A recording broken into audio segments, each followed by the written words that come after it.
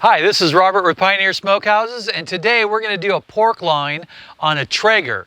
So this is a Traeger Pellet Grill, and I believe it's a size 20. It's the same size as the Tailgater, and there's different models available with different sizes and different little features. The Tailgater has fold-up legs, and this one doesn't, but the basic model is the same.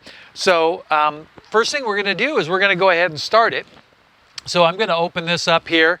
And I will take a picture of this in just a second, but you have your hopper here and your control here, and then you have your smoke area here. So to start it, we're going to go ahead and open everything up, and then we're going to take and make sure it's on the shutdown cycle and switch the switch on, and then we'll turn it to smoke.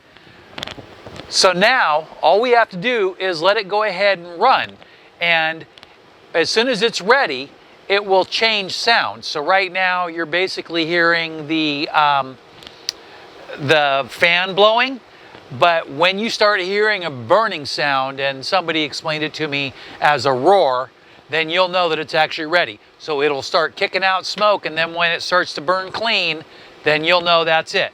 So first thing I'm going to do is I'm going to go ahead and snap a little picture here so you can see the controls close up. And this is a well-used pellet smoker, so it is not by any means brand new. So the LED, it's about ready to be replaced, but they're really easy because they just unscrew here, and then you can detach it and plug it back in with the replacement piece. And they're not hard to get, and the serial number and model number is right here on the inside of the lid, so that way you can order any replacement parts. I'm going to move the pellets here, and so you can kind of see where the intake is for the auger. So I put the pellets in here down the middle to get it started, and when it's done, I don't want any extra pellets because this is outside at my house. It's a real humid environment. I want to keep the what pellets are in here down to a minimum. I do have the camera down kind of low, so if I keep popping off there, just kind of, oops, forgive me. So I put in enough pellets to get it going real good, and then I'm going to add pellets as I go because I want it to end up as empty as possible.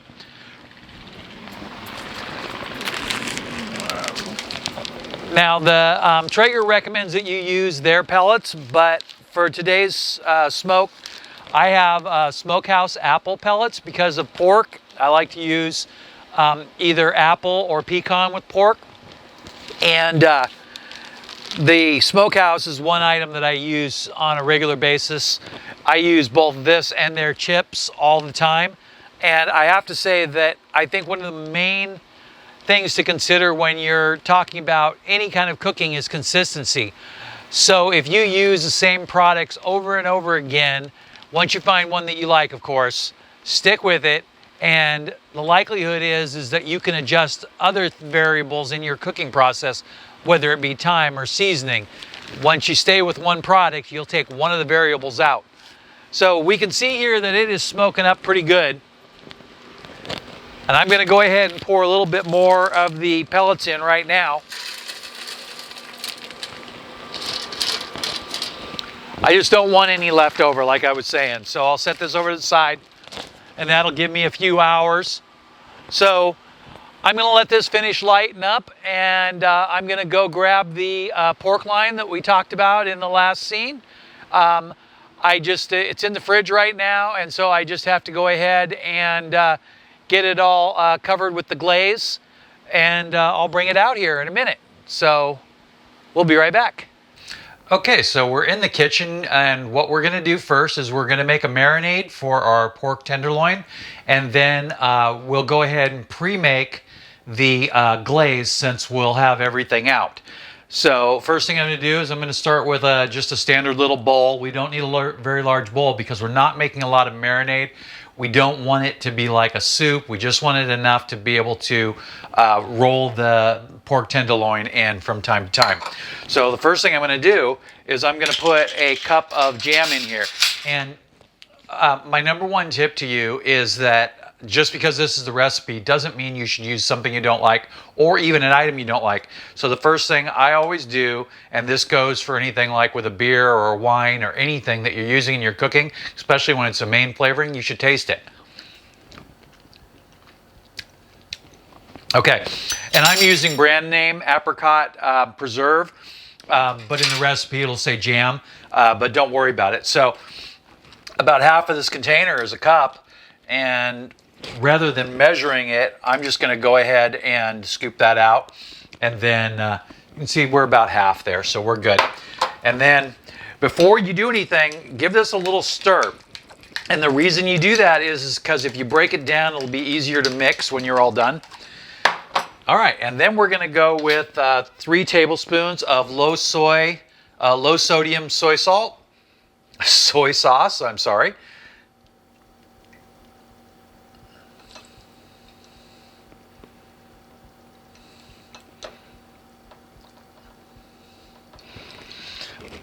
And if I'm going to err a little bit, I'm going to short this just a little bit. I don't want to go over because of the sodium.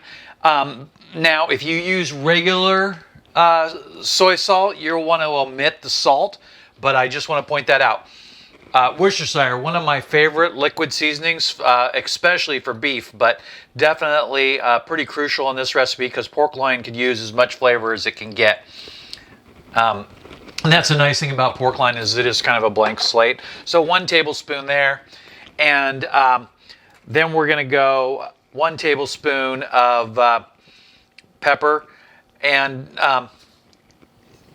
if you were doing your finish, you wouldn't want to use quite as much on there on the pepper. Something else, you probably want to use a dry, fresh tablespoon for that, or else do the dry ingredients first. But I rarely do that. So then what we're going to do is we're going to go the smoked paprika. And I like to go a lot of it in here.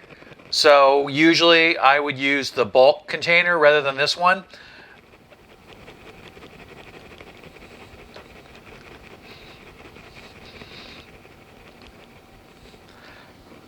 I buy a lot of my spices in bulk like this, and then refill some of the containers. I like to have all uniform containers and everything. It makes a nice presentation in the kitchen, and actually, you know, when you're using a good brand like the Spice Hunter, it's always nice for consistency. And then onion powder, I'm sorry, that's garlic. Onion powder here for also a tablespoon.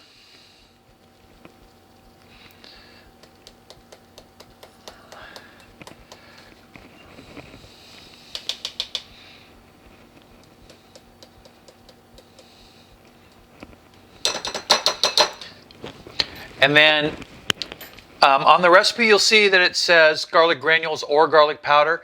I use garlic granules almost all the time. And I don't use fresh garlic very often because I do a lot of sous vide cooking. So you got to have garlic, not fresh garlic, when you do sous vide. Otherwise, it turns out really bitter. But this is 2 tablespoons of that. And again, same thing, when you're using that much product, you could just take it out of a bulk container. But I usually just transfer it into that for easy use. And I do have the Spice Hunter also. Then the salt. Now, we want to go really light on salt, but I like to have just a little bit in there just to make sure it activates good. I mean, when I say that, what I really mean is to get a good cure. And so at least a half a tablespoon. But there is salt in the soy, so you do have to remember that. Then I think that's it. And the recipe will be on the website with the printed article. I do have a couple of other recipes also in my pork loin for electric smokers recipe. So I'm just going to give that a little stir. I was going to use the whisk, but it looks like it's going to come together pretty well. And honestly, you know, I do put everything in the dishwasher, but the whisk is kind of a pain in the butt to clean. So if I can get away with getting it mixed, it's just a little chunkier than I want, so I will go ahead and pull out the whisk. I'll go ahead and set this down here, and then just get that a real good whisk like that together. And there you go. We're really, so the, you know, the preserves or the jam is still pretty chunky, but it's okay. So then what I'm going to do is I'm going to take a regular Ziploc baggie. I use these for just about everything, and it's going to be a tight fit because this is a 3-pound, and I'm going to pour about half of this in there. Whoa, a little out of control there, typical for me. So let's clean that up real quick before we lose too much of it.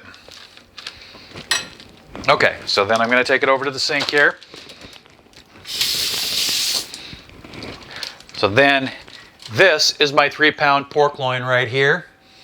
And you notice I didn't take the fat off, and there is a good reason for that. I mean, you can trim the fat off if you want, but I really don't want the fat trimmed off. What I really want is I want to get that fat in there so that way you have that for moisture. So when I cook it, I'll start off by doing that. So first thing I'm going to do is I'm going to kind of work it in a little bit.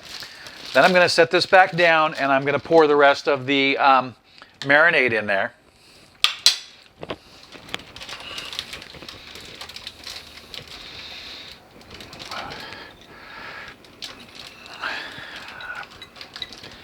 Kind of just putting my hands in it.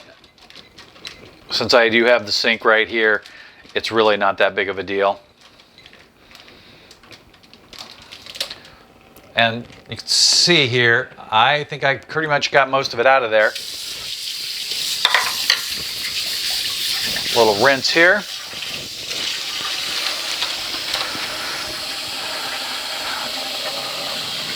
So since I spilled some of the marinade on the outside of the bag, I'll just go ahead and give that a rinse, and then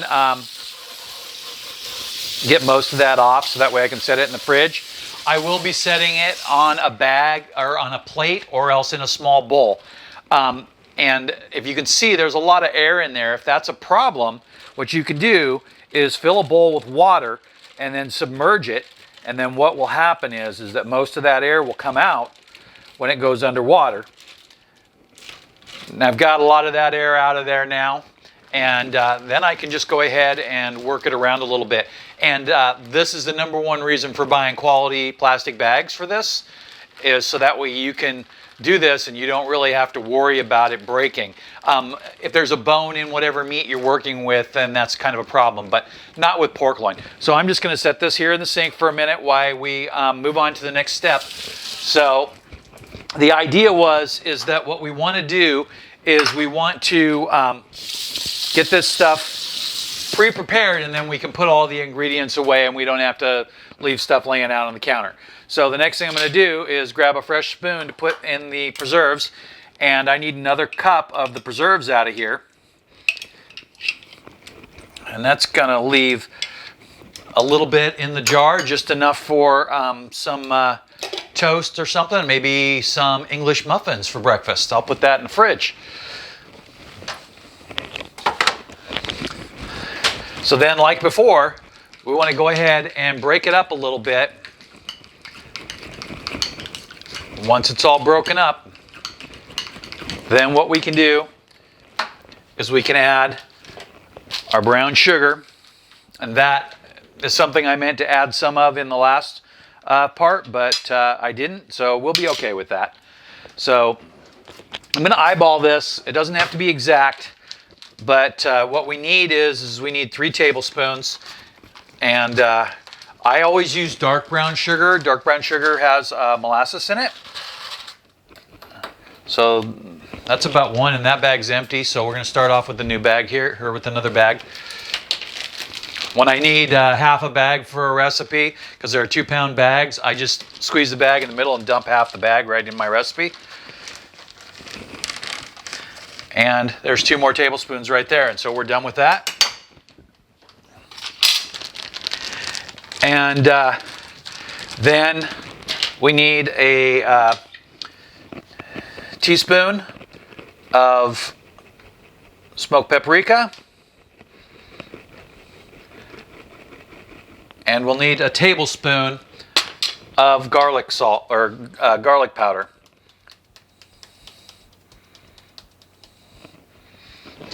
The nice thing about this part of the recipe is that because we're preparing it ahead, it'll give a chance for all these spices to completely hydrate ahead of time.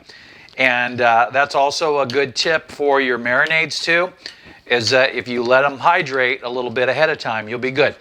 Now, when you're done with marinating your pork loin, then what you'll do is you'll spread this on. You can either do it with your hands or you can do it with just a spoon and or a barbecue brush and get it covering the whole pork loin. And then lightly go around and lightly pepper it. And if you think that there's not enough garlic on it, with pork I like to make sure that I get plenty of garlic, so you might, smell it and see what you think and then sprinkle a little bit more garlic on. But that right there is going to be just fine to sit aside, and then we can finish stirring it right before we're ready to use it.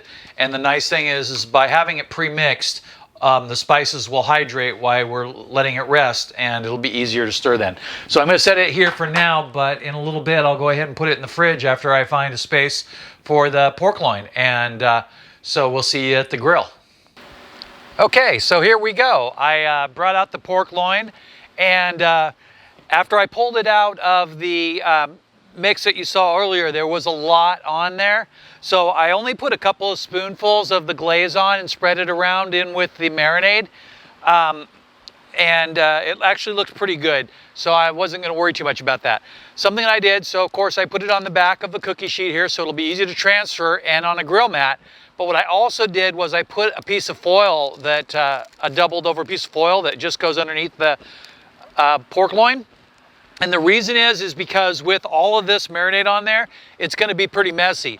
I don't mind if it gets messy and drains out the bucket there, but I want to keep the mess down to a minimum. So if I do this, then I won't have to clean the whole smoker out again. So I'm going to go ahead and set that in there and just lay it out. Something else that I'm going to do is I'm going to pull it just a little bit to this end.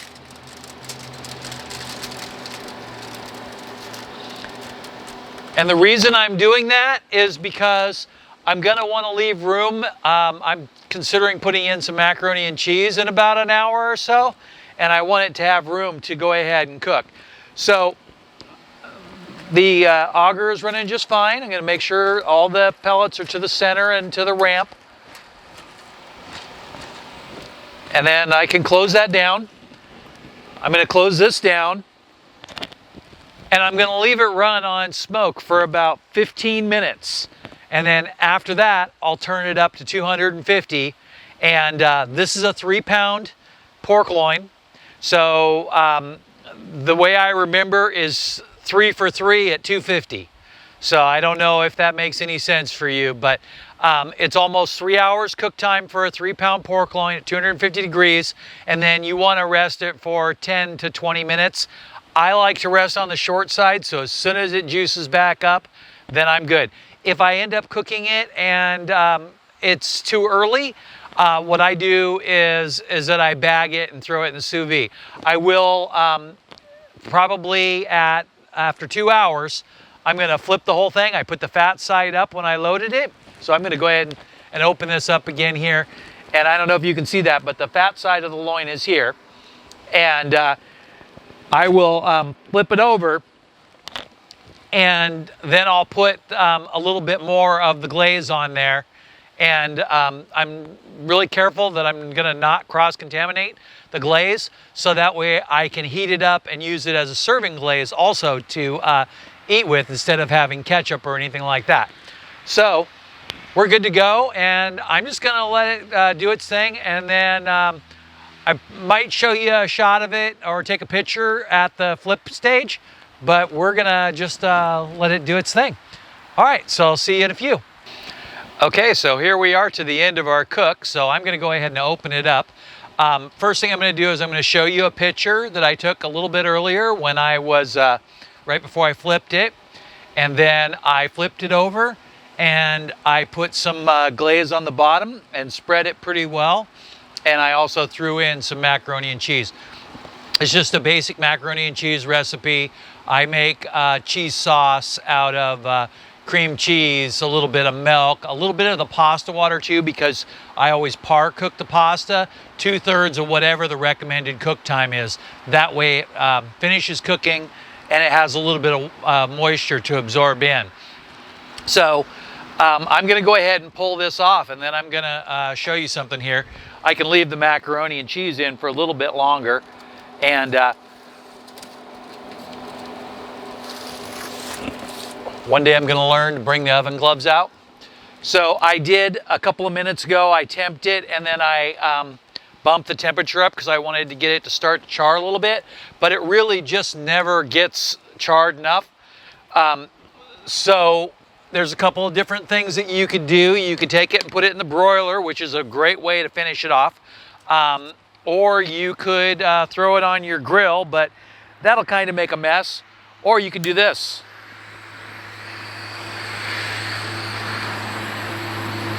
There really is a lot of sugar in the apricot preserve, and so I'd like to get in a little bit of that sugar charred down just a bit.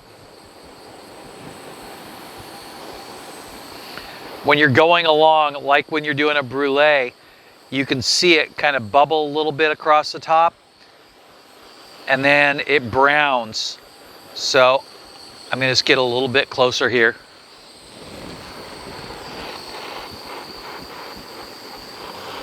Just not a lot of light up here. I have the cover on because it was raining yesterday.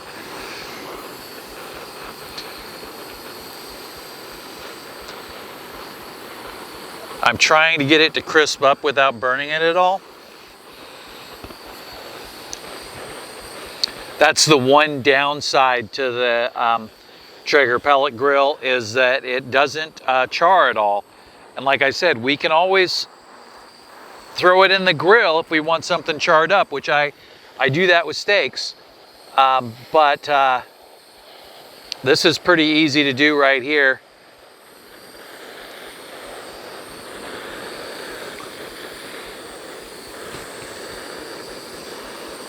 A lot of oil and juices on the top, and so on that very top there, it's not going to burn.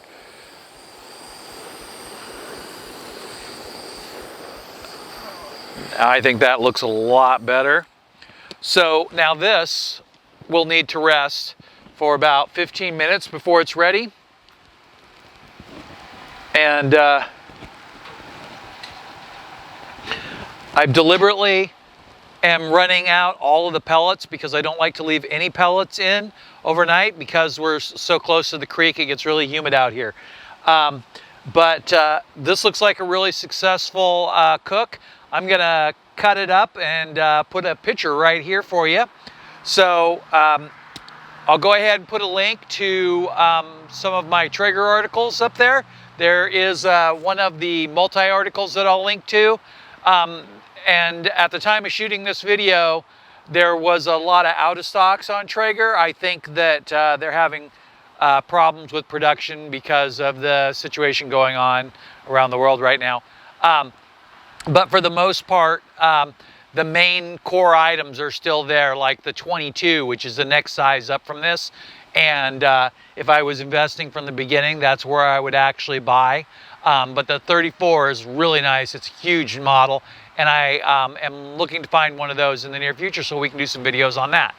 So upcoming videos, one will be on pellets in the next couple of weeks, and then we're going to do a couple more cooks on this. So thanks for watching. Affiliate links for the products I used in the video are below, and if you use those, I will get compensated. Have a great day.